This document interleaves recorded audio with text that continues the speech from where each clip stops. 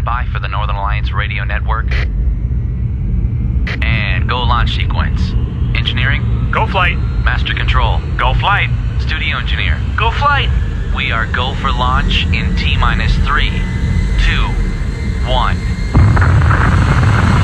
We have liftoff. The Northern Alliance Radio Network is on the air. Live and local from the AM 1280 The Patriot Studios in Eagan, here is the closer, Brad Carlson. Good afternoon from one extremist to another. We're all a bunch of extremists, don't you know? Extremes. What are extremes? What does it mean to be extreme? Extreme in reference to what? What's our plumb line? What's the standard that we're supposed to be adhering to? We're going to talk about that and much, much more today on AM 1280, The Patriot. Intelligent radio, the Northern Alliance Radio Network. I am not Brad Carlson. My name is Walter Hudson. Current state representative, former talk radio host in my own right, although, even though I find myself on the radio quite a bit, quite frequently, I don't believe I have hosted a radio program since 2019. So this is something. This is something else. This is like getting back up on the bike and trying to see if you can ride again. Can I fill 2 hours with random thoughts and feelings? Can I entertain? Can I hold conversation? 651-289-4488 is the number to join me if you would like to help me along in that process. I'm open to topic shifts of your choice. I'm going to start on this point about extremism, and where I'm coming from on this is I find it, first of all, in my own personal capacity, since I got elected to the legislature, and as a result, my public profile has elevated somewhat from where it was in the past.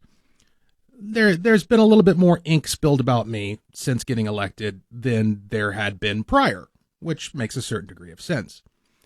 And it's always fascinating to me to see how I'm described by reporters. Because there's usually some sort of adjective or descriptor along the lines of firebrand Walter Hudson, or far right Walter Hudson, or conservative, staunch conservative. You know, they've always got to categorize it as I'm off the plumb line. I'm abnormal. I'm somehow not your average bear when it comes to ideology. And I find that fascinating because when I think about what my ideology actually is and the things that I stand for and the things that I've stood up and argued, whether it's in a legislative committee hearing or on the House floor or just out in the public on X, where you can find me being a thorn in people's sides fairly routinely, it's all pretty normal stuff, right? There's a difference between boys and girls. You shouldn't spend more than you make. We shouldn't tolerate obvious, open, documented fraud. Criminals should go to prison. It's probably a good idea if people work and earn money as opposed to just having it handed to them with no strings attached. I mean, these are pretty normal things, I'd like to think. But when you get up and you articulate these points, you immediately get categorized as far right, extremist. And it's particularly fascinating in reference to the other side. So what I've always found kind of fascinating is this notion of moderates and moderation and the middle and the center. And there's this continual conversation. One of the most recent examples of it was when Elon Musk had his little tiff with President Trump and was contemplating starting a third party. He was going to have the America Party, right? And this is going to be for the normal people in the center, the middle people, the moderates. Well, who is that? And as it turns out, the answer was pretty much nobody. I mean, the people who were attracted to that effort were all of the malcontents and, you know, what do they call that? The island of misfit toys. Folks from either side of the political aisle whose viewpoints aren't accepted in their own camps. So if you can't find an audience on your own side for your worldview, what makes you think there's some hidden audience out there for it outside of the current political infrastructure? That's why that didn't go anywhere. That's why third-party efforts never go anywhere, because they can't define what they are. You know, you're not going to see a purple party because there are no purple principles. There's no such thing as a centrist in the sense of not agreeing with either side and finding some third way. There is no third way on some of these issues. There's no third way on whether or not we're going to have boys in girls' locker rooms. That's a yes or no. There's no third way as to whether or not we're going to take criminals and put them in prison. That is a yes or a no. So you got to pick one. And the interesting thing is that in that effort, because this is an effort that you can see pop up again and again and again and again, we need to find some third, independent, moderate, centrist organ to house all of these disaffected people who don't agree with either of the extremes. But we're not actually dealing with contrasting extremes. We're dealing with one side on the left that is at the point where they are openly running avowed, proud socialists. You got Zoran Mimdani, who's likely to be the next mayor of New York. You've got Omar Fattah here close to home, current state senator, who has a pretty strong shot at potentially being the next mayor of Minneapolis. These are open, avowed socialists. The things that they are advocating for is basically the cancellation of property rights within their respective cities. And that's a pretty big deal. That's pretty extreme. In a context where all of us have been born into and grown up in and benefited from a capitalist system wherein property rights are respected, the proposition that now we're just going to do away with all of that. We're going to have the city control everything. We're going to have the city run the grocery stores. We're going to have the city decide how housing works. We're going to have the city provide universal health care. I mean, these are the things that Mamdani's talking about. I don't know how a city budget is going to do any of that.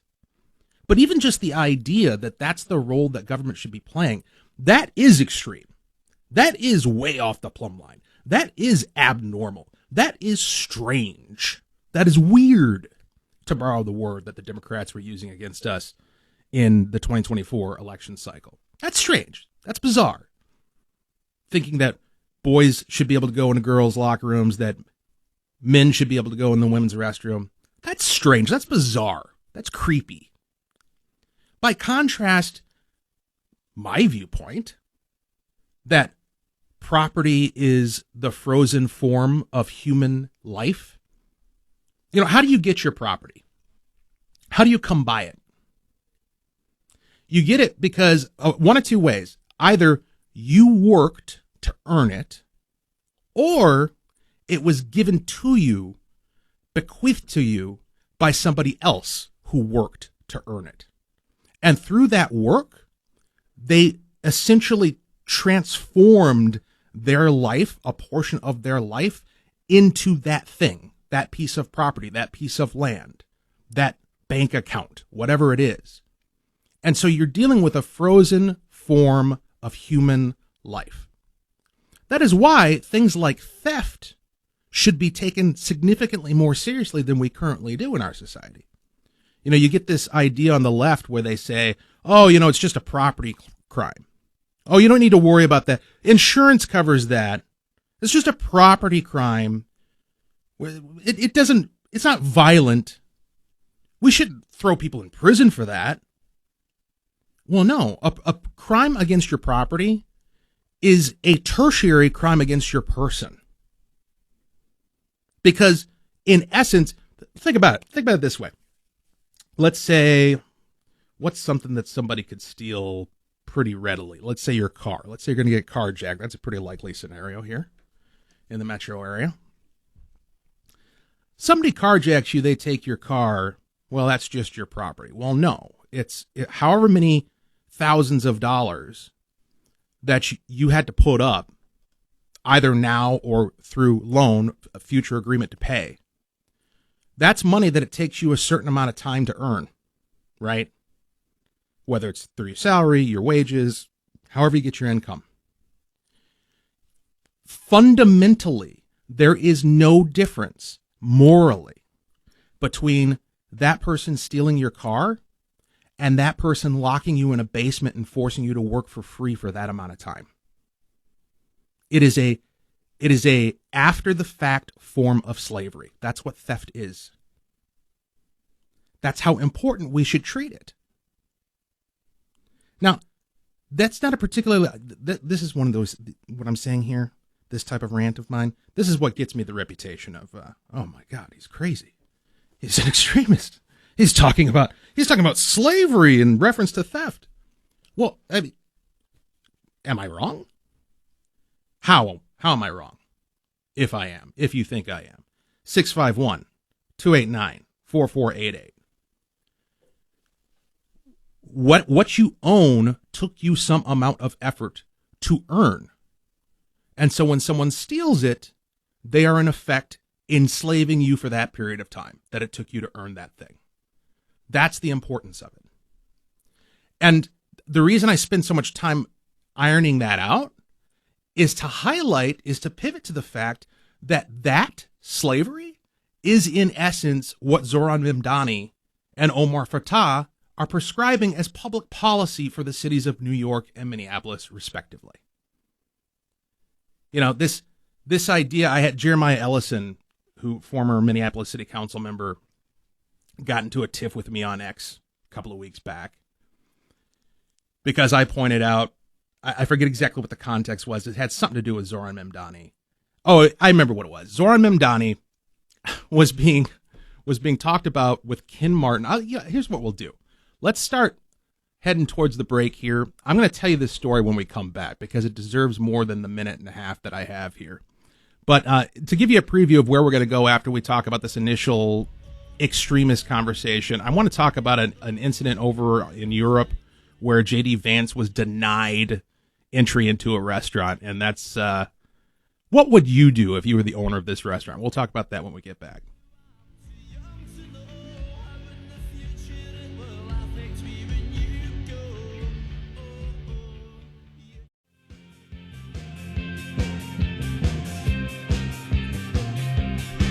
AM 1280, The Patriot, Intelligent Radio, the Northern Alliance Radio Network. My name is Walter Hudson, sitting in for Brad Carlson. Very happy to have finally been able to accept one of the many invitations that I've been extended to come in and guest host for my friends here at The Patriot. Seems like there's always some reason why I can't do it, especially here in the summer. A lot of family activities. Had a family wedding last night. If we run out of topics, I might circle back to that just to share with you some insights from watching my sons, particularly my youngest 12-year-old son, go through the trauma of having to sit through our wedding reception. I think this is something that women in particular probably have little understanding of the psychology of young boys having to endure a family gathering like a wedding reception. And if I feel like it, we'll come back around to exploring that a little bit because it was kind of funny and illuminating. 651-289-4488 is the number to join me if you want to pop in and ask a question or respond enthusiastically to something I've had to say. I started off the program this afternoon kind of exploring this concept of extremism. Like there's this dominant narrative that both sides have their extremes. And the implication is that there's something in the center, something in the middle. That's the sweet spot. That's something that's good and productive and honorable and normal at the center of these two extremes. And my contention is, no, that's not how it works. What there is, it's less of a spectrum between two extremes where there's some mythical middle where everything is kosher. And it's more of, on one end of the spectrum is normalcy. Normalcy, decency, morality, recognition of reality, right? And then the extreme is the opposite of that. And all of it is on the left. To the extent that like people will bring up, oh, what about neo-Nazis? What about them? Where are they? Where are they? Like, not just like the rhetorical, you call somebody a fascist as a pejorative, but where is the actual elected, where's the political party that's openly advocating for actual white supremacist neo-nationalist views? I'm not seeing it.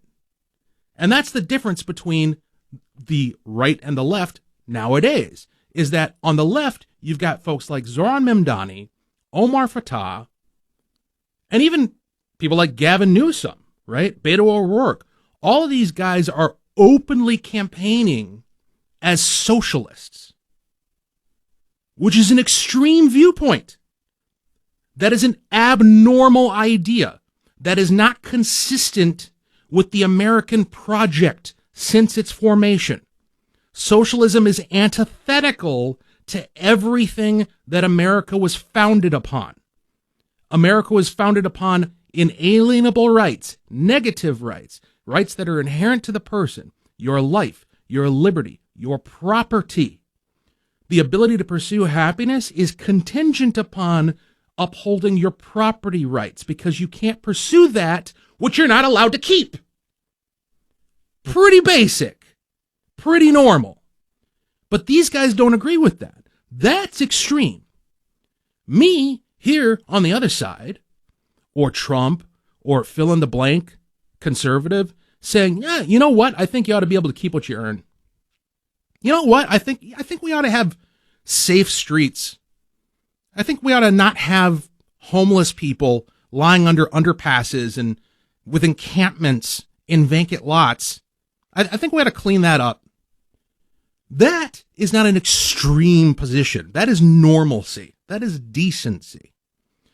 And the story that I wanted to share before we went to the break. So a couple weeks back, I got into it with Jeremiah Ellison on X. Jeremiah Ellison, of course, is the son of current Minnesota Attorney General Keith Ellison. And Jeremiah used to be on the Minneapolis City Council and remains quite active and influential in Democratic politics. And there was an interview done with Ken Martin, who you may recall was the state chair of the Minnesota DFL, the Democrat Party here in Minnesota. And he has now moved on up to being the chair of the DNC, the National Democrat Party. And so he was being interviewed by someone, some outlet, I don't recall, and was being asked about Zoran Memdani and whether or not Zoran Memdani and his socialism are welcome components within the Democratic Party. And he gave this, loopy, ambiguous answer that basically said, yes, we have room in our party for the leftists. That's how he described them, the leftists, which I thought was a fascinating choice of label, because what you're essentially saying by using that label to describe someone like Zoran Memdani is that Memdani is the personification of the left. That's what you're saying when you refer to him and those like him as the leftists and say they are welcome within your party. You're a big tent. So in response to that, Dean Phillips, former congressman from here in Minnesota, who is speculated to potentially be a gubernatorial candidate moving forward, he comes out in an interview and he basically pushes back against Martin and says, no, these people should not be welcome in our big tent. They're socialists. And he uses that word. They're socialists. And he uses the word with an appropriate amount of disdain and as a pejorative, as it should be. Like, you should be ashamed to be a socialist. You should be ashamed to be identified as a socialist. And Dean Phillips still has the capacity, even in 2025, as a Democrat, to recognize that. So good on him. In response to Phillips' interview, Jeremiah Ellison lost it on X. He posted a link to the video, and he had some comment to the effect of, people like Dean here always claim that the two sides are equally extreme, but the extreme right, or the extreme left, all we want is, free healthcare and free housing. That's our extreme. That's how bad we are. Whereas the people on the right, they're for racial purity and and making sure that poor people can't have jobs or something like that. And so me and Jeremiah got into it a little bit. I particularly focused in on that racial purity claim because, as a two-term Republican-endorsed state representative who is regularly invited to party fundraisers and conservative events and featured on conservative commentary, if in fact it is a pillar of the Republican Party to promote racial purity, I don't know how they failed to notice that I'm black. And not just black, but like mixed race black, which from a racial purity perspective is even worse.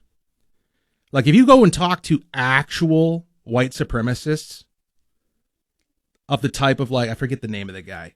It'll come to me. Richard Spencer, that's it. You talk to somebody like Richard Spencer, who's an actual white supremacist. The thing that he despises more than anything else in the world is my existence and the existence of my children. That's somebody who truly believes in racial purity. But you know what the difference is between the Republicans and the Democrats? Because I'm not claiming that there's no one nowhere who both votes Republican and agrees with Richard Spencer. But you know what the difference is? We don't run that guy for mayor of a major city. We don't put that guy up as a gubernatorial candidate. We don't take Richard Spencer and put him on national television and say, our tent is big enough for this guy. We don't do that. The Democrats take their looniest, craziest people and lift them up on high and reward them. Remember when Omar Fattah, who, again, favored to potentially be the next mayor of Minneapolis, in 2024, second day to the end of the legislative session, he doesn't show up for work when the Democrats, under their trifecta with the clock running out, have to get all this work done, and it's super crucial that they have the process going. He stalls them by not showing up for work, and he did it intentionally in order to hold them hostage to force movement on his Uber bill. And you would think, here's this guy who is throwing a wrench in the gears, who's making all of us look bad, who's keeping us from being able to get our policy through. We should probably make a lesson out of this guy and show him that this type of behavior is not acceptable. Well, what do they do instead? About 10 o'clock that night, they held a press conference, they wheeled him out, and they praised him like he was a conquering king, and talked about how amazing his work has been in the legislature and how they were going to move forward with some deal on his Uber priorities. And then the next day, he was literally carried on the shoulders of his supporters through the Capitol. So the point is, the Democrats reward their crazy. They literally lift up their crazy people who want crazy things that do not work in the real world. The reason why that Uber bill was not moving forward, the reason why there was such resistance to it, is because even somebody like Tim Walz or Melissa Hortman, bless her soul, could recognize the economic harm that those types of openly socialist policies would have. And that's the big secret here, is that not all the Democrats are crazy enough to actually believe the things that some of their craziest folks say, but they are basically being held hostage within their own party. We'll talk about it more when we get back. 651-289-4488 to join me. AM 1280, The Patriot.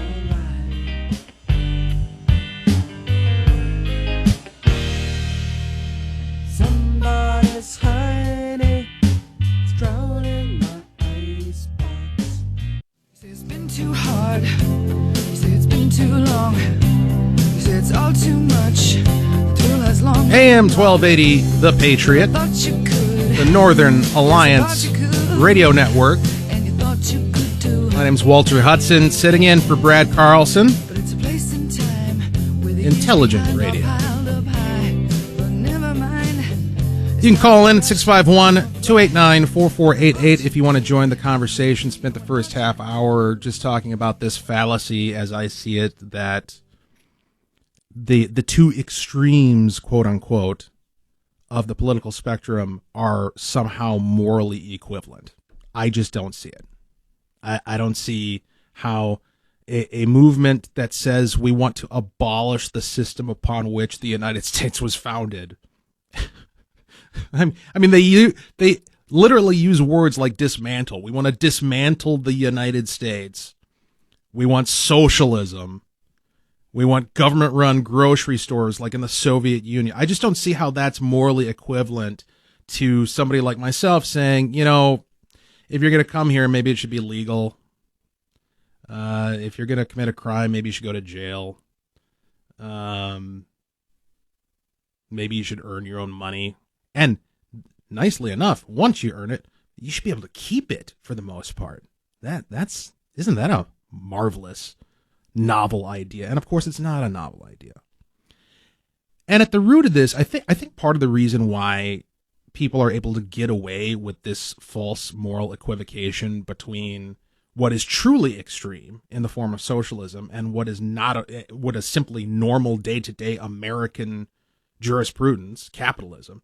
The reason why they're able to get away with that is because they're able to frame the economic debate as a mere difference of opinion about how the world ought to work, right? Like, people have different ideas about how the economy should function.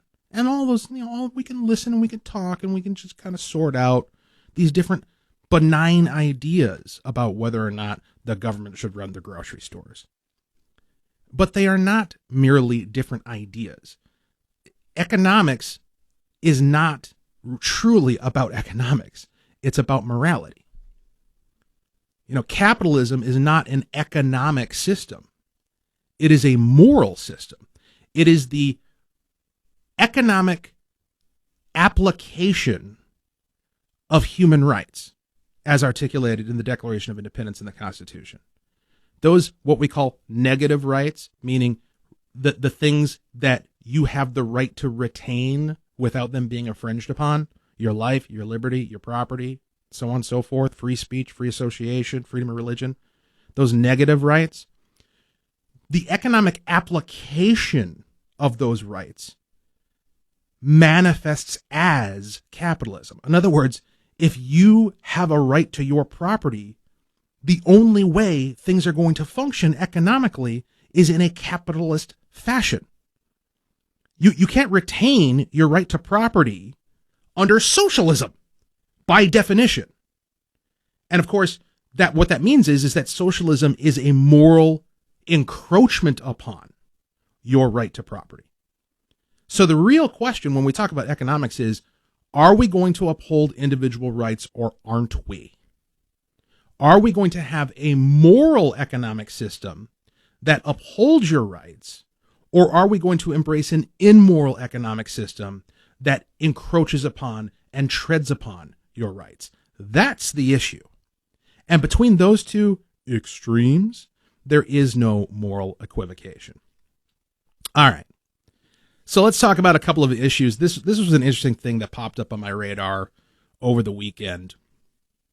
Apparently, and I don't know if this is true or not, I didn't have the time or the wherewithal to look into the details, but we'll take it at face value that this actually happened.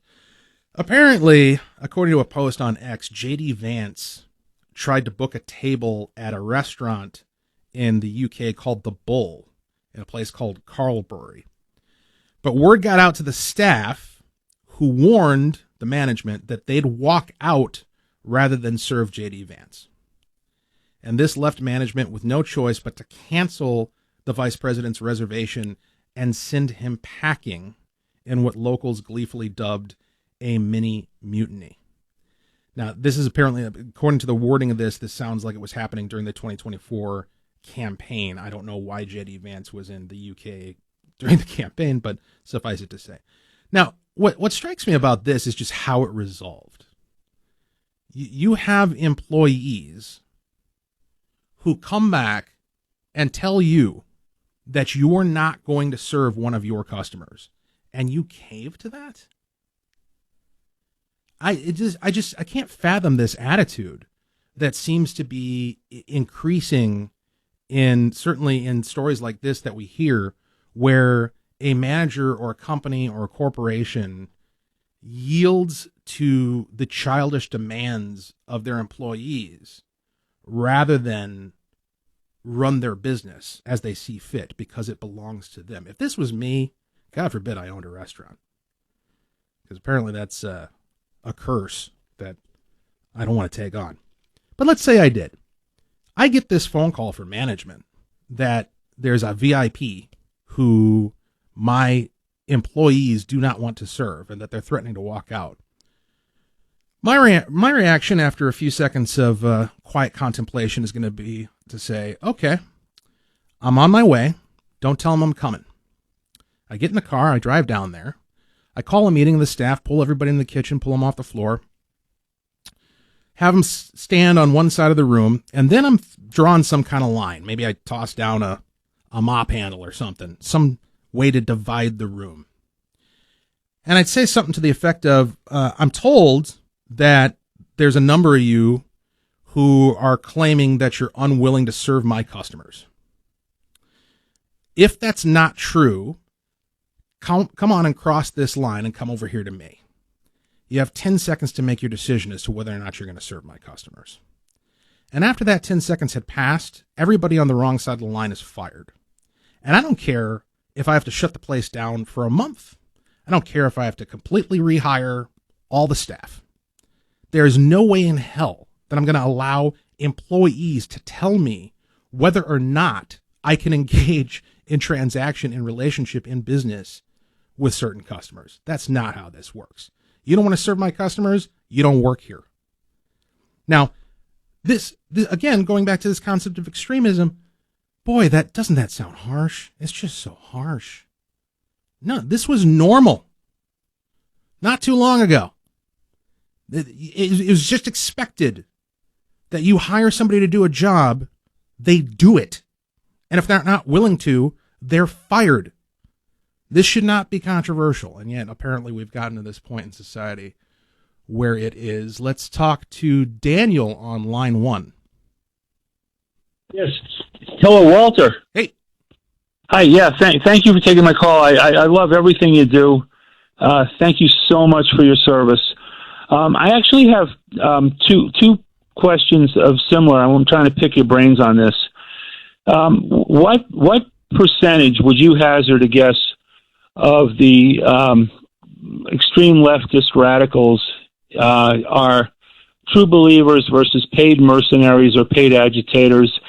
And of the true believers, what percentage of the true believers do you think might possibly be swayed if they read or saw videos of a person such as Yuri Bezmenov, Y-U-R-I, and then last name B-E-Z-M-E-N-O-V, the former KGB officer who defected to the United States and explained why, communism is hell, and all the mental ideological subterfuge that they utilize to, basically play head games with people to try to win power. I appreciate that question. It's a big question. It's going to take a lot to unpack. I'll take it offline. I appreciate you calling in, Daniel. 651-289-4488 is the number if you want to join, ask a question, be part of the conversation. So the question is, what percentage of the left, of the Democrats, are quote-unquote true believers? They actually buy into this socialist nonsense versus the ones who just are kind of pretending to go along because that's the mood of the moment or the climate of the moment.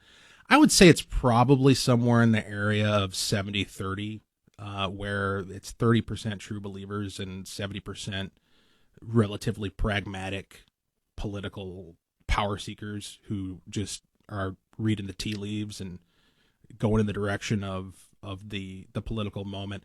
But it's not, and that's the fascinating thing, right? Is that what I'm claiming here is that the radicals are the minority, even within the Democratic Party.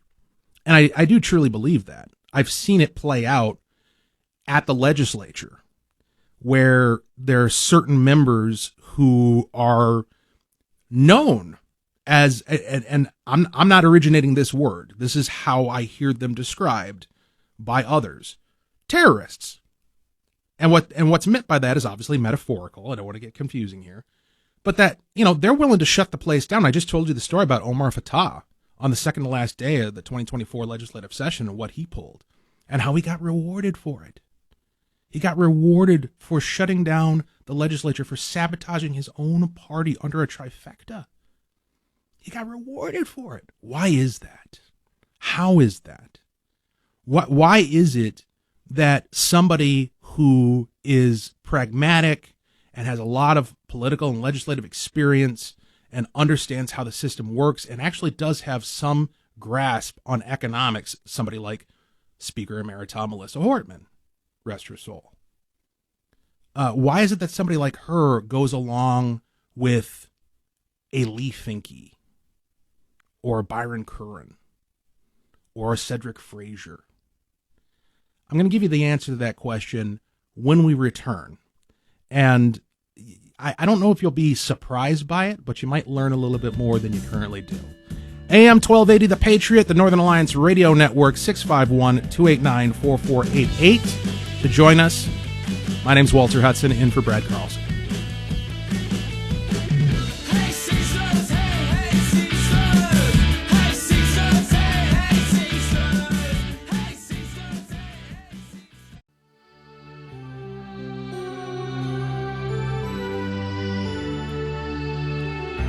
AM 1280, The Patriot. You're listening to the Northern Alliance Radio Network. My name is Walter Hudson, sitting in for Brad Carlson. Happy to do so. Glad to have finally been able to accept one of these invitations. It is always fascinating. I'll get a text from Mitch Berg or Brad, and they'll have like a bunch of dates. Like, hey, you want to come in and set in and guest host on the program because we're going to be out for this, that, or the other reason. And I'll get all excited, be like, yeah, I had a radio show back in the day. I love radio. I listened to talk radio when I was a kid. It's one of my favorite things to do. Get all excited. And then I share the dates with the wife, and she just torpedoes my dreams. We got to go to this wedding, or we're going to be up at the cabin, or we got to go see Cousin Eddie, or whatever the case may be. And finally, here on a Sunday in late August, I was able to finally say yes. And it's been a pleasure to talk to you. 651-289-4488 is the number. We had Daniel call in earlier, and he asked a comprehensive and intriguing question. He asked, what percentage of the left, roughly, do I think are true believers in this extreme socialist, avowed communism nonsense versus the ones that are more pragmatic and are just being drug along for the ride? And my sense is that it's actually a minority of Democrats who are truly in this radical camp, like the defund the police, the open socialism, government-run grocery stores crowd. And that the majority, particularly the ones who tend to ascend to leadership positions, folks like Speaker Emerita Melissa Hortman, who was a leader in the House caucus for many, many years, are much more pragmatic, but they have to kind of rein in and herd these cats and try to find a way to both please them while at the same time governing the state. What is at the heart of that tension? And my contention is that it is caused by an artificial manipulation in the political discourse, and particularly within party politics and the Democrat Party in particular. And I'll take you back to 2000 because, it just occurred to me that there's an entire generation of people who don't remember what life was like in the year 2000. 2025. A whole generation of people who grew up thinking that the Obama years were normal and that all of this woke stuff is just the way the world has always been. It has not. We used to have normalcy in this country. We used to have relative racial harmony. Like, I think the 90s was the peak.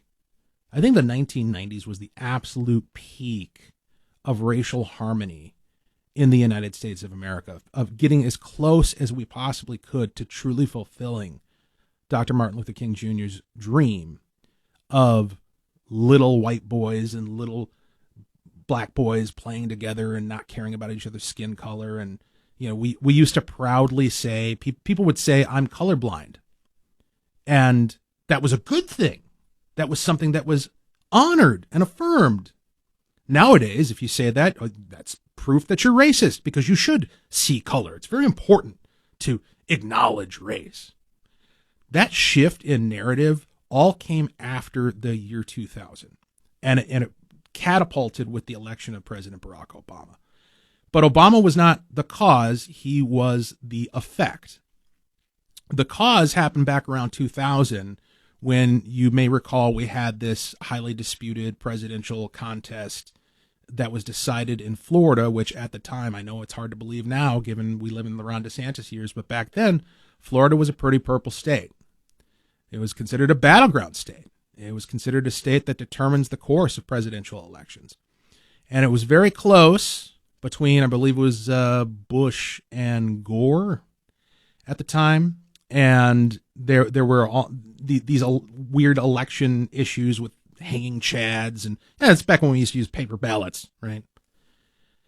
And in the aftermath of that, because the Supreme Court ended up deciding that electoral contest in favor of George Bush, past that point, the left lost their collective minds, and they decided that never again were they going to allow a Secretary of State and a court to determine the outcome of an election. And so George Soros and the crew got together and they formed this plan to target races that typically weren't very sexy races.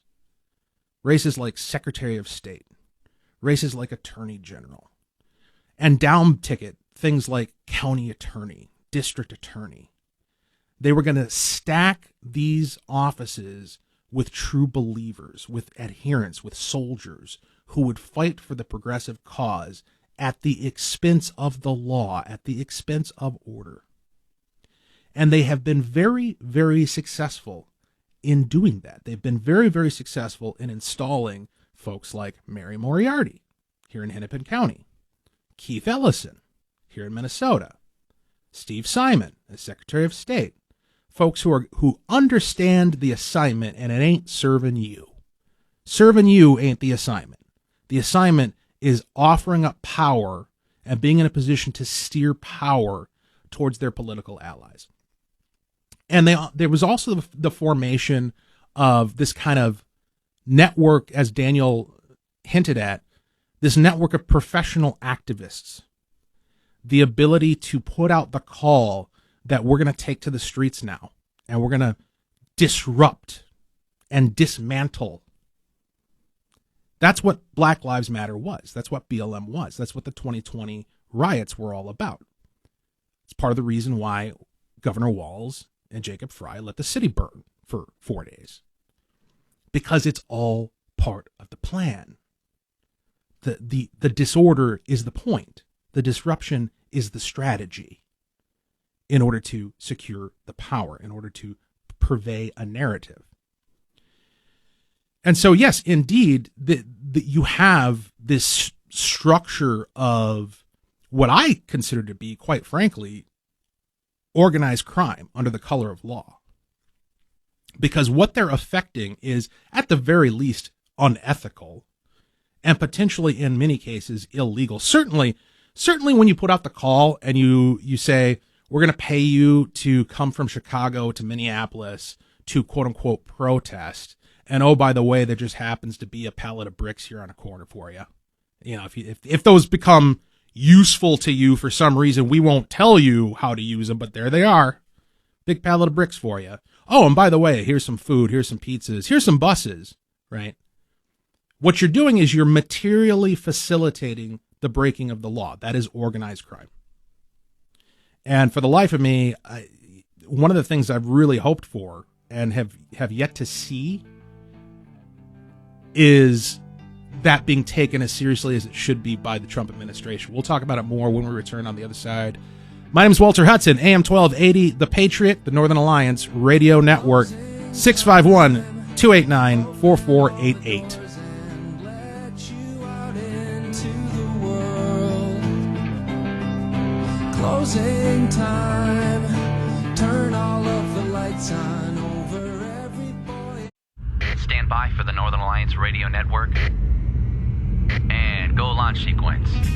Engineering, Go flight. master control, Go flight. studio engineer. Go flight. We are go for launch in T-minus 3, 2, 1. We have liftoff.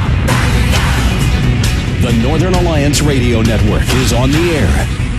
Live and local from the AM 1280 The Patriot Studios in Eagan. Here is the closer, Brad Carlson.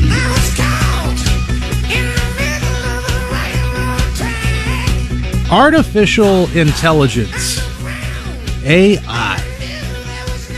I find it to be a deeply fascinating topic and deeply fascinating phenomenon. You know, it's hard to believe, but I think it was only a couple of years ago that ChatGPT first dropped.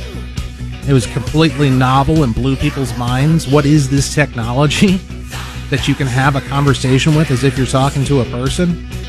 And the capabilities have only increased dramatically. Now you have services available that you can spend a ridiculous amount of money on that can do things for you, can write code for you. It's getting very, very creative. It's closely getting to the point where it will be able to improve upon itself.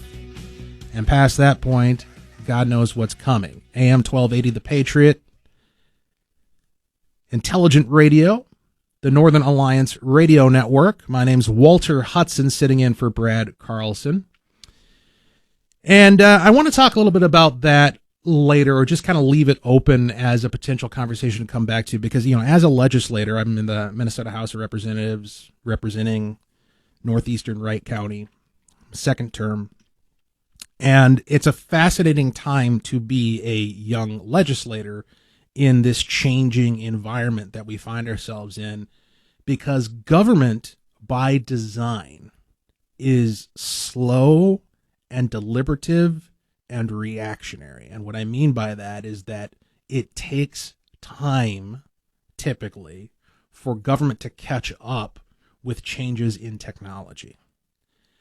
But at the place that we find ourselves right now, technology is changing so rapidly that it is quickly exceeding the capacity of government to keep up with it.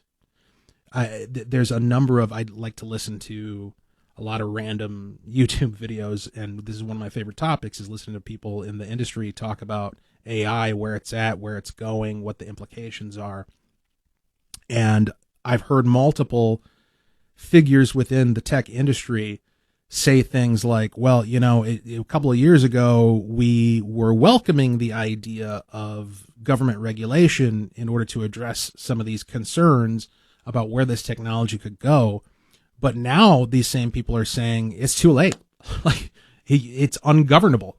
You're not going to be able to regulate it past a certain point, and we're either have already passed or are rapidly approaching that point. So what are the implications for government? Like, is there a point past which we will be governed by AI? If not in actuality, if not like literally having a computer set up in the governor's office, in effect, are we going to be governed by AI just by the nature of the position that it takes in our lives? And what are the implications in terms of corporate power? That's another issue that I find fascinating, because the thing that I find interesting on the left is them talking about corporations and how bad they are, and billionaires are bad and corporations have too much power. And this goes back, in my observation, to around the Tea Party movement time. There was this other movement that you may recall called Occupy Wall Street. And they both were kind of reactions to the same thing. They were reactions to the bailouts of the banks. They were reactions to the overreach of government power in healthcare, Obamacare, and what have you. But they had very, very different solutions to the problem. The Tea Party, of course, wanted fiscal responsibility, constitutionally limited government, free markets. They were focused on limiting government, reining government in. Occupy Wall Street, their focus was on corporations and Wall Street and the rich. And they wanted more government in order to counter the rising power, those economic powers that they saw as oppressive. And there was an interesting moment where these two movements actually had the potential to kind of merge and come together in solidarity, but they couldn't get past each other's ideology. And I see that as a huge missed opportunity, because I really do think that as conservatives, we need to start asking some serious questions about the power that not only that corporations have now, but that they're going to have in the future, to a large extent as a direct result of the development of artificial intelligence. 651-289-4488 is the number to call in. If you want to join the program. Again, my name is Walter Hudson, sitting in for Brad Carlson.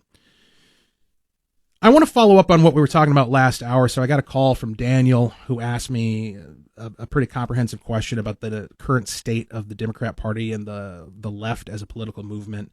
And to what extent, part of the question that he asked is, to what extent is this artificial? To what extent is this astroturf? To what extent are we, when we see protests in the street, are these people getting paid to do what they do? And of course, the answer is quite substantial. It's quite substantially artificial, quite substantially astroturfed. And I think one of the things that highlights that is when Donald Trump took office for the second time, 47, and Musk came in and Doge did its thing, and they found all these irregularities and all these issues, particularly with USAID, and they shut a lot of that funding down. And the panic that caused on the left, the absolute panic, because they knew what they were also trying to hide, and we all suspected, which is that a lot of these so-called political movements in our nation are being funded with your tax dollars. It's money that's appropriated either at the state level through the legislature or at the national level through Congress, and ends up worming its way down, trickling its way down. They've developed their own sort of perverse zombie version of trickle-down economics, where it's money appropriated from the taxpayer and then directed to these radical groups, which then go out and engage in quote-unquote activism and try to make it all look organic. That is a large part of the reason why you, like me, probably often feel like you're the lone sane voice in the wilderness. You get to moments where you question your own sanity because of what you see being said and going on around you. You're like, am I the one who's crazy here? Because I think boys shouldn't be in girls' sports. Am I the one who's crazy here? Because I think we should spend within our means and plan for the future. Because nobody else seems to agree with me on these conservative views. And it feels that way in the artificial construct that is the public discourse, the media. Certainly when I'm down at the Capitol listening to some of these debates, it often feels like I'm the only sane person in the room, or I must have tripped into Neverland or Oz or something because I don't recognize any of this crazy stuff that's going on around me. But the reality is, you go out on the street, you go to the bar, you go to your church, you go to the grocery store, you go to a softball game, and you go to a family gathering, and you just talk to normal people, Normal human beings, normal Americans, their views have not changed. Their values have not changed. They still believe in normalcy, decency, law and order, all the stuff. So how is it that the predominant ideas and the predominant views and worldview of most of the population is not reflected in our public policy and is not reflected in the public discourse? Well, it's because of this artificial construct, largely which has been funded by your taxpayer dollars, where the Democrats appropriate money and they make sure that it ends up going to groups that are going to go do their dirty work for them and create this illusion that you're the crazy one, that for thinking normal things and having normal values and having a normal worldview, you're the weirdo. Because civilized people think Zoran Memdani is a great addition to New York City. Sensitive, civilized people believe that Omar Fattah is going to bring sunshine and rainbows to the city of Minneapolis. And you're the crazy one for thinking otherwise. But of course, none of that is true. And I've seen the dynamic play out from within the legislature, observing my colleagues on the other side of the aisle. One of the things that I'm most commonly asked is, how is it that every single, because right now we find ourselves in a tie, 67 versus 67. Last term, they had a 4-member majority. And so in order to pass things or block things, every single one of them had to be in lockstep on stuff. And some of the votes that were taken, like the most extreme abortion provisions in the world, which we have here in the state of Minnesota, the attempt to put a ballot question on for a so-called equal rights amendment, which was so radical that in effect what it would have done, first of all, it never would have passed the Senate, didn't even come up in the Senate, even though it was Democrat controlled, because they knew how crazy it was. But if it had gone through and if it had been ratified through a vote, God forbid, our Constitution would have been completely gutted. The state constitution would have been completely gutted. We basically would have ended up with a system where the legislature no longer mattered and we were effectively governed by the courts and the activists, because you could sue anybody for anything if you had, and these were the actual words in the bill, actual or perceived discrimination. So it didn't even have to be true discrimination. If somebody felt like they were being treated inappropriately, that could be the basis for a judge to overturn a law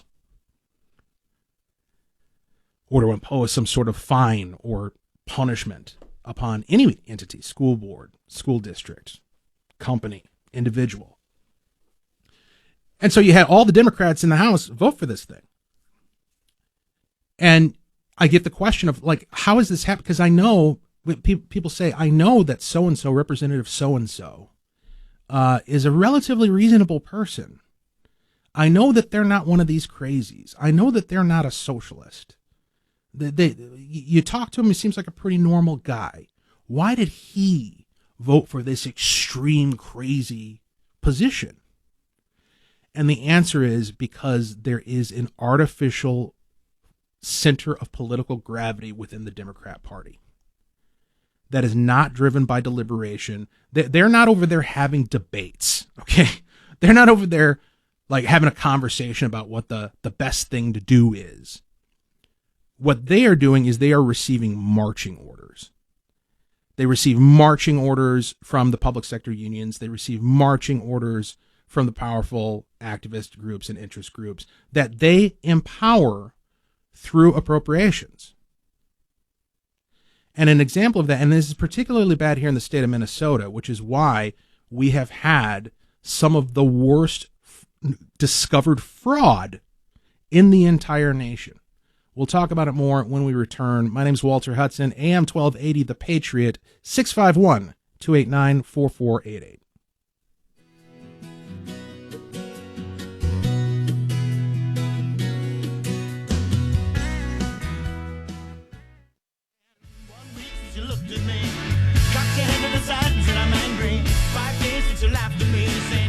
AM 1280, The Patriot, the Northern Alliance Radio Network. My name's Walter Hudson, sitting in for Brad Carlson. Intelligent Radio. You can join the conversation at 651-289-4488. I'll give you a couple of examples.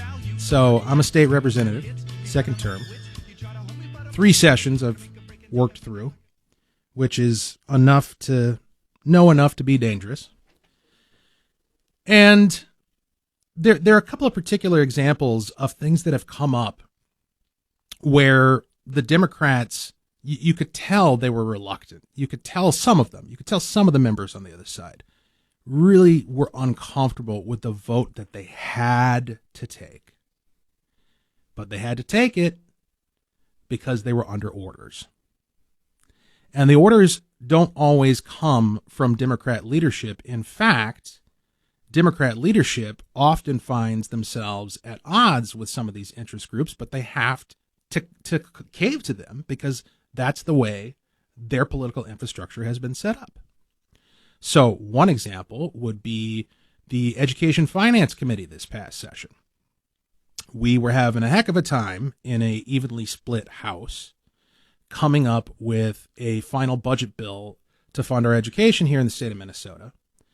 On the Republican side, we were focused on providing flexible funding, enabling school districts, local school administrators, and school boards to be able to use their money in the way that they see fit in order to address the unique needs of their district and their students.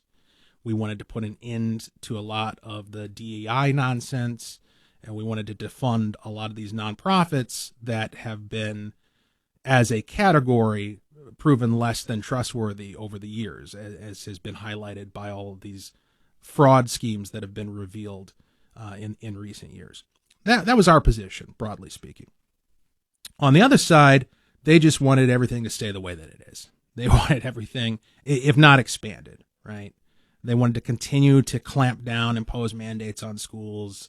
They wanted to maintain their quote-unquote free lunch program that's been a total disaster in terms of how it's been rolled out, and the waste, the food waste, and the impact upon nutrition and the quality of meals. They wanted to maintain unemployment benefits for the hourly workers who historically understood that they only work during the school year and therefore have to find other work in the summer in order to get by. That particular mandate was going to bankrupt a lot of these school districts if it had maintained the way that it had been set up under the Democrat trifecta. So there's all these things, all these tensions, right, that are playing out in education finance. And so at the end of it, the way the process is supposed to work is everybody, we introduce bills, we have bill hearings, a lot of things get what's called laid over for possible inclusion in an omnibus bill. And then towards the end of the process, in this case, because we're evenly split, we had co-chairs. So there were a Republican chair and a Democrat chair. And the two of them have to get together and decide, negotiate, what's the final bill going to look like. And we had negotiated, or the chair had negotiated, a compromise with this unemployment for hourly workers thing, where we would provide funding in order to help the school districts get by for at least another year or so with this, but then past a certain point, it was going to be sunset, and it was a question that could be decided after the next election. Now, obviously, the leadership was fine with that. The Democrat leadership signed that deal, literally put their names on a piece of paper to that deal. But then the real masters, the real lawmakers came into the room. SEIU. They're the ones who really run the joint, not the people you elected, right? Like the people you elected, come on. You don't actually expect them to be in charge of anything, do you? No. They get told what to do by outside groups.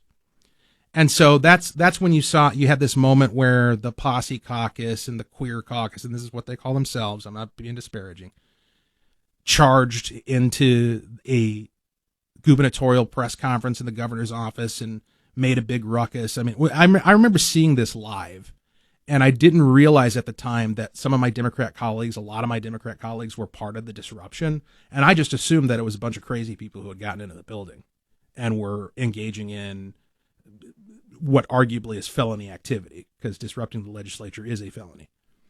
But no, it was actually like my colleagues from across the aisle, like elected representatives who were acting like rabid children throwing a fit because this deal had been made. And at the end of the day, that's part of the reason why we ended up having to go into a special session, is because a lot of the things that Democrats were willing to do on their own reconnaissance, they were told they couldn't do by their real masters, who are not their voters, not their constituents, not you.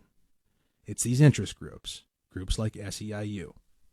And so that's the answer to the question that was posed of, like, why is it that seemingly reasonable Democrats go along with these crazy policy ideas? It's because they have no choice. It's because if they dare to think independently. You remember when they didn't show up to work for a month at the beginning of the session in order to avoid the consequences of having cheated in an election up there in Roseville by running a guy who didn't live in the district? So their solution to the problem, rather than deal with the consequence of that, which is, guess what? You're in the minority now for a period of time. Rather than do that, they just decided, nope, we're not gonna show up for work. The pressure that was on them individually as elected representatives to come to work, I do not envy. I enjoy as an observer watching it, but I don't envy it, because there was tremendous pressure, because it only would have taken one of them to show up, to break the strike, as the Speaker Emeritus said at the time. But none of them did it, even the most quote-unquote reasonable person. And the reason why is, if they had, they would have had to retire. They would have been out. They would have been out of the legislature in the next election. They would have been primary. They would have faced endorsement challenge. And unlike on our side, you get these rogue threats of primary challenges for this reason or that reason. And for the most part, it's not to be taken seriously, because the people who are making those threats don't have the political wherewithal or the campaign infrastructure to actually pull it off. On their side, their crazies do have that capacity. Their crazies have an entire infrastructure, an entire network of nonprofits and political organizations at the ready to crack the whip on anyone who deviates from the most radical line. So, as I say, there's this artificial center of gravity in politics, particularly within Democrat politics, that continues to pull us further and further to the left because of what the Democrats have constructed for themselves. Like, they are not to be felt sorry for. Sometimes I'm tempted to feel sorry for these guys for what they are forced to put their name next to and forced to do. But then I check myself and I realize, no, you knew what you were getting into. You know how this system works, and you tacitly endorse it through your silence and through your compliance. And, this is something that's been built up since 2000 at the very earliest, or the very latest, that with the Soros stuff and the project to install radical secretaries of state and attorney generals and county attorneys and what have you, their project has been to create this artificial center of gravity that has nothing whatsoever to do with public will. What they've done is they've mechanized political will. They've turned it into something inhuman. That is why policy always seems to be skewed to the left of what the average person actually wants and thinks and believes. It is why in a school district like Elk River, a neighboring school district of mine, part of which is in my legislative district, why they had this major struggle with wokeism and DEI and the trans agenda in a district that votes 65 to 35 for Donald Trump. Like, how is that possible? How is it possible that you have a conservative population in an exurb that's right on the edge of rural Minnesota, where people are church-going, Bible-believing, family people? How is it that their school district is promoting the trans agenda? and having boys and girls locker rooms and punishing their own elected school board members for fighting back against it. It's because they've created this system that empowers them to be able to do it through artificial means with an intent to defy the will of the people. All this under the banner of democracy. 651-289-4488, AM 1280, The Patriot. Well, the times are getting hard for you, little girl. I'm a humming and a strumming all over God's world. You can't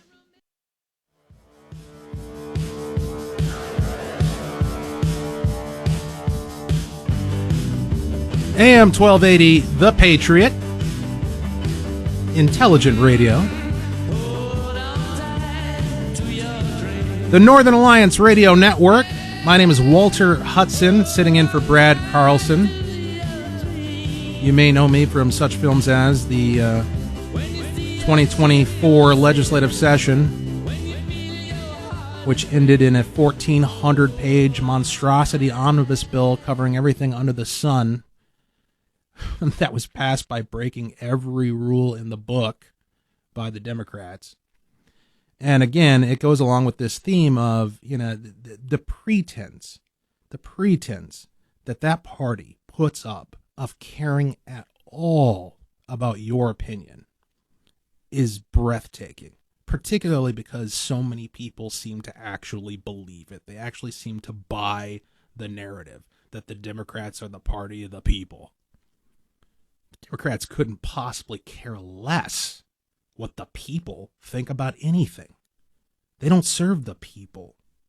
They serve a political apparatus, a infrastructure of activism, radical left-wing activism, that has enabled that party to implement policy that is far off the plumb line of where the American people actually are. That's why we've gotten to the point in the year 2025 where you can run somebody like a Zoran Mimdani for mayor of New York or an Omar Fattah for mayor of Minneapolis. Not because that's what the people actually want, but because that's what the infrastructure wants. That's what the activist apparatus wants. And they are the ones who are in charge. They are the captain now. That's what we're dealing with. I'll give you another example. This one is particularly telling because, again, it highlights, I think it's very tempting, and I've been guilty of it myself, to categorize, to throw every Democrat in the same bucket and say they're all like this, right? They're all the same in every single way. But it's not true. They act as a monolith. They vote as a monolith. But they aren't an actual monolith in terms of personalities and approaches to the task of governing. So, folks who tend to be higher up the ladder, folks like late Speaker Emerita Melissa Hortman, rest her soul, and even, yes, Governor Tim Walz. Believe it or not, Governor Tim Walz, despite the fact that, don't get me wrong here, because I know you're going to cringe a little bit when I say this, because he's perceived as, and is truly, relative to normalcy, a crazy guy who believes crazy stuff and promotes crazy policy. However, relative to the worst in his party, he's not that bad. He actually does understand that at the end of the day, the state must be governed and that you need to have some kind of private sector productive activity in order to fund all the socialist goodies. He gets that. And so at the beginning of this legislative session, one of his top priorities, if not his absolute top priority, it was low key, it wasn't something he talked about publicly, but it was something that everybody knew down at the Capitol, is he wanted to change the law or have the law change in such a way as to facilitate more development of data centers here in Minnesota.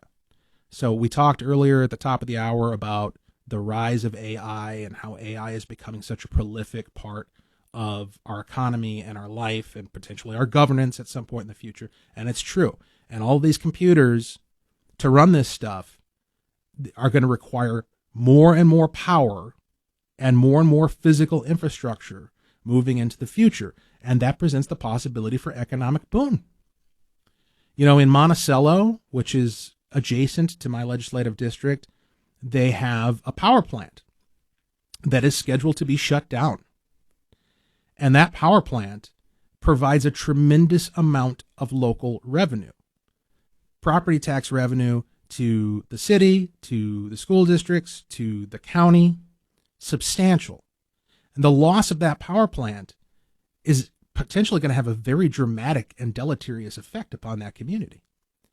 And so one potential way that they can make up for it is through the development of one of these data centers. Because when one of these data centers comes in, you're talking about billions of dollars of investment, billions of dollars. You're talking about tons of jobs. And the economic upside is off the charts. In total, I forget the end number of what we were talking about in terms of private investment into this state if Governor Walz had gotten his way. And by the way, he was working on this with us. Representative Shane Mecklin from up in that area, Republican friend of mine, was taking the lead, taking point on getting these data centers to come to Minnesota. Walz wanted it, right? Now, ostensibly, Governor Walz is the leader of the Democrat Party in Minnesota for all intents and purposes, just like at the national level, Donald Trump as the foremost elected office holder in the Republican Party is the de facto leader of the Republican Party. Governor Walz, in theory, is the de facto leader of the Democrat Party here in Minnesota. So you would think that what Walz wants, Walz should get from his own side. But that's not how it went down. Because again, the real power is not in elected office. The real power is all the special interest groups and this combined Frankenstein amalgamation of activist infrastructure outside of the Democrat Party that actually controls it. And so at the end of the day, this data center thing didn't end up happening. They did something, but they didn't do what Walz ultimately wanted and what would have been the best thing for the state. And the arguments were just unbelievable. So there's two primary things that radical activists within the Democrat Party had a problem with when it comes to these data centers. One was what they call corporate welfare. So the fact that tax breaks were going to be given and there were going to be the extension of certain tax exemptions in order to facilitate the development of these data centers, that's corporate welfare. And we don't believe in that. We think that's immoral, and so we don't want to do it for that reason. And the second reason, of course, that they offered up was the environment. The environmental impact of all of this energy being produced. And the reason why both of those rebuttals or both of those problems with this proposal are completely ridiculous is because there is no universe in which these data centers are not going to be built. The only question is, will they be built here? Or will they be built in South Dakota or North Dakota or Iowa or Wisconsin? Now, if they're built in any of those other states, the quote-unquote corporate welfare and environmental impact are going to be the same. The only difference is we won't be economically benefiting from it. And the craziest part of it is we're all on the same power network. It's called MISO, right? Midwest. We all get our power from the same source collectively.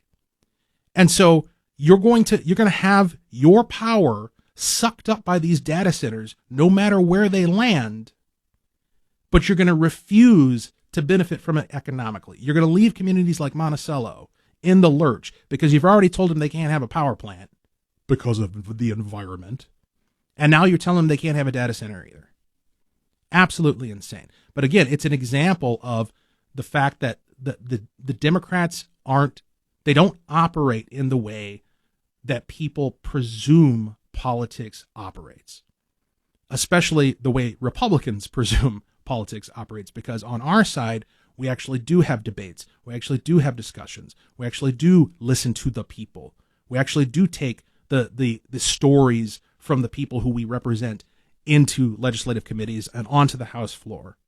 We actually listen to school administrators when we have meetings with them and county commissioners when we talk to them and take that insight into our deliberation. The Democrats don't. They'll listen to, for instance, when they passed this paid family medical leave scheme that is completely universal, one size fits all, because that's, apparently equity means you got to have the same intrusive policy imposed upon somebody who employs two people up in Brainerd as you do on Target, right? Like everybody has to be the same. That's the worldview there. When they were told by the Brainerd Lakes Chamber of Commerce, this policy is going to destroy this region of the state. You are going to obliterate our economy with this policy because we are a seasonal community. We're a resort community. We're a tourist community. We cannot hire people and then let them decide they're not going to come to work. We don't have a base of labor up here where we can just fill a spot. We need people to show up. We need a culture of service. That's what fuels our community. They told the Democrats that, and they got a nose thumbed at them. Because that experience, what the people want is not what's important to them. It's what the activists want. That's what's important to them. All right. I want to, before we go here, this is actually the first story that I thought I was going to cover here today.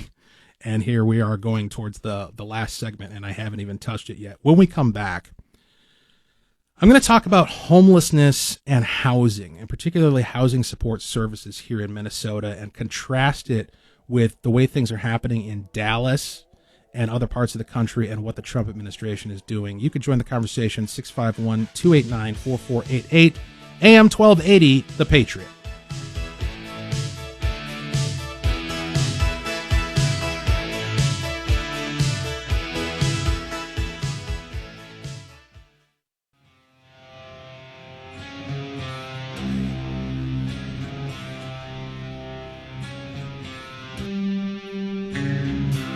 This from the Daily Wire.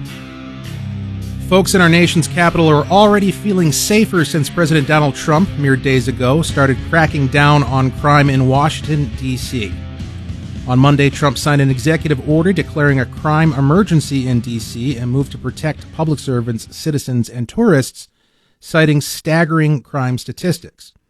The president has already federalized D.C.'s police department and deployed 800 National Guard troops to help with this effort. Additionally, the city is now cooperating with the U.S. Immigration and Customs Enforcement, ICE, tackling illegal immigration. One gentleman tweeted, "Went on a run through D.C. tonight. Insane amount of people out doing the same. Cops everywhere, but the vibe was different. People feel safe again. Common sense prevails." Journalist and commentator Katie Pavlich also noticed the swift changes in D.C. First time at Union Station this morning since Trump's crime crackdown, and there wasn't a single crazy person screaming, vagrant, or person doing drugs. Instead, lots of families visiting D.C., she wrote. Wonderful. Additionally, a woman's video posted to TikTok and X, which commented on the safe vibes in the D.C. area, went viral, racking up millions of views. Finally, able to chill at a red light with my windows down. Not worried about somebody coming up, riding through the city feeling more safe than I ever have. And by the way, that lady just so happens to be black. However, the Daily Wire continues, elected Democrats, including Maryland Governor Wes Moore, Maryland Representative Jamie Raskin, Baltimore Mayor Brandon Scott, Oakland Mayor Barbara Lee, and California Governor Gavin Newsom are complaining about Trump's efforts in D.C. Gavin Newsom, for example, said Trump is a dictator for cleaning up the city. Fascinating. AM 1280, The Patriot, the Northern Alliance Radio Network. 651-289-4488 is the number to join me in this final segment. Mere minutes left in the program. It's been a tremendous honor and privilege to get back behind the mic as a host. Again, I don't believe I've done this in about 6 years. It's hard to imagine, but it's definitely been an honor and a privilege, and hopefully we will have the opportunity to chat in the future on AM 1280 The Patriot.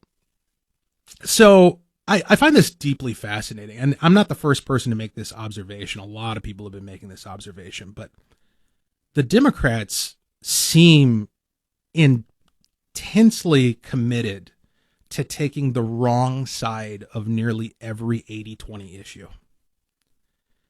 I mean, is there anybody who actually believes, this kind of goes back to what we were talking about before in prior segments, is there anybody out there who actually thinks that having homeless vagrants lying about in public areas and encamped around the city in underpasses and alleys and public parks and vacant lots, doing drugs and committing crimes, is there anybody who believes that's a good thing, truly believes it?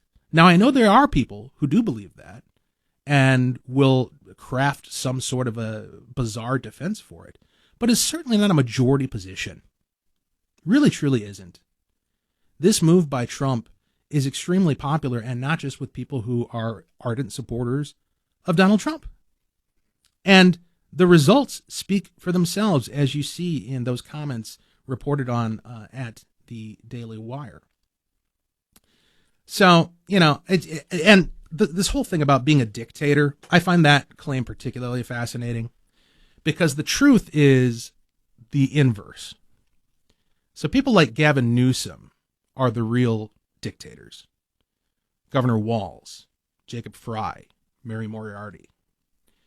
And it's a particular form of tyranny that is not as easy to wrap your hands around or to wrap your mind around, because it's not an active form of tyranny. Usually when we think about tyranny, we picture like a soldier's boot on an innocent citizen's throat, like an actively violating the rights of citizens. But there's a much more pervasive form of tyranny that you see manifest in all of these blue urban areas, and that is passive tyranny. And what I mean by that is that government at its core has one job. It has one assignment, and that is to protect the rights, to uphold the rights of its residents and its citizens, both in terms of constraining itself from taking actions that encroach upon those rights, but also imposing penalty upon and creating an environment where criminals don't violate the rights of others. And so when your government makes the conscientious decision that it's not going to do that, when Mary Moriarty decides she's going to let criminals back out on the street, when Democrats in the Minnesota House of Representatives decide that they're going to pass laws that enable people to get out of jail early and divert them from punitive consequences for engaging in crimes against people's persons and property, when they do that, it's a passive form of tyranny through proxy, because what they're doing is they're allowing you to be terrorized by others. They're not the one who's carjacking you, but they're letting you be carjacked. They're not the one who's robbing you, but they're letting you be robbed. And that is just as bad as if they were doing it themselves, because it is their responsibility to ensure an environment where that doesn't happen. And as Matt Walsh pointed out recently, this is not some fantasy, the idea that an urban area can be safe.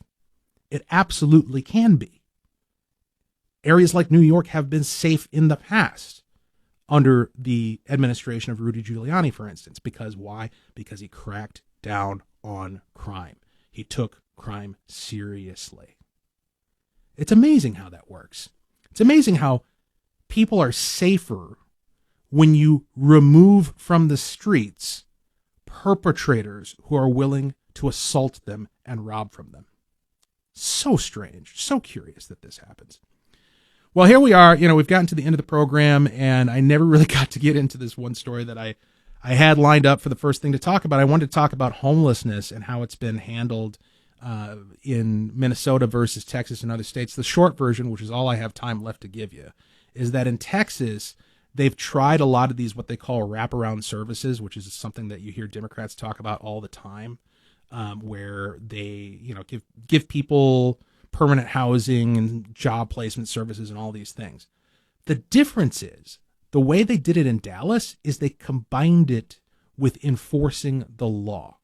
And so they don't let people sleep on the streets. If someone commits a crime, they go to jail. If somebody needs treatment, either drug treatment or mental health treatment, it is imposed upon them. It is not something they choose.